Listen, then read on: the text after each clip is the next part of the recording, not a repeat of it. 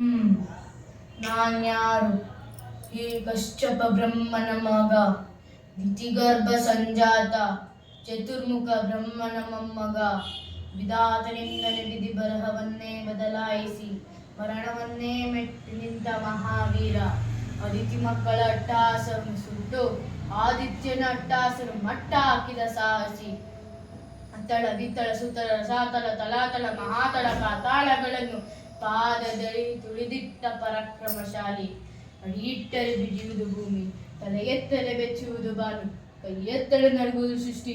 ಈ ಚತುರ್ಮುಖನ ಸೃಷ್ಟಿಯೇ ನನ್ನ ಆಜ್ಞೆಯನ್ನು ಪಾಲಿಸುತ್ತಿರುವಾಗ ಏಕಸ್ತಿ ನನ್ನ ಮಗ, ನಾ ಜನ್ಮ ಕೊಟ್ಟ ಮಗ, ನನ್ನ ವಂಶವನ್ನೇ ಬೆಳಗಬೇಕಾದ ನನ್ನ ಕುಮಾರ, ನನ್ನ ಆಶಾ ಜ್ಯೋತಿಯಿಂದ ಇಂದು ನನ್ನ ಮನಸ್ಸಿಗೆ ನೆಮ್ಮದಿ ಇಲ್ಲವೆಂದರೆ ಛೀ, ಇದೊಂದು ಬದುಕೆ, ಇದೊಂದು ಜನ್ಮವೇ, ಎಂತಹಾದರೂ ವಿಧಿ, ಇದೆಂತಹಾದರೂ ವಿಧಿ. ನಾನೇ ಸರ್ವಶಕ್ತಿಯನ್ನು ಕೊಂಡರೆ ಅಧಾವ ಶಕ್ತಿಯನ್ನು ಎದುರಾಗಿ ನಿಂತು ಕಾಡುತ್ತಿದೆ. ಅಧಾವ ಶಕ್ತಿ ಪುತ್ರನನ್ನೇ ಶತ್ರುವನ್ನಾಗಿ ಮಾಡಿದೆ. ಅಧಾವ ಶಕ್ತಿ ಅವನಿಗೆ ಸಾವು ಬರದಂತೆ ತಡೆದಿದೆ.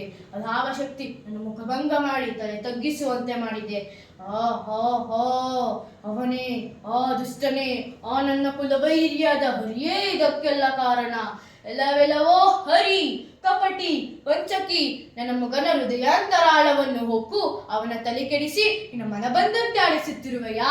ನಿನಗೆ ಪೌರುಷವಿದ್ದರೆ, ಪರಮ ಪುರುಷೋತ್ತಮನೇ ನೀನಾಗಿದ್ದರೆ, ನನ್ನಂತ ನಿಜವಾದ ಗಂಡು ನೀನಾಗಿದ್ದರೆ ಬಾ, ಬಂದು ಎದುರಿಗೆ ನಿಲ್ಲು. ನಿನ್ನ ಉದರವನ್ನು ಬಗೆದು ಕರಳುಗಳನ್ನು ಮಾಲೆ ಹಾಕಿಕೊಳ್ಳದಿದ್ದರೆ ನಾನು ಹಿರಣ್ಯಕಶಪನೇ ಅಲ್ಲ, ನಾನು ಹಿರಣ್ಯಕಶಪನೇ ಅಲ್ಲ, ನಾನು ಹಿರಣ್ಯಕಶಪನೇ ಅಲ್ಲ.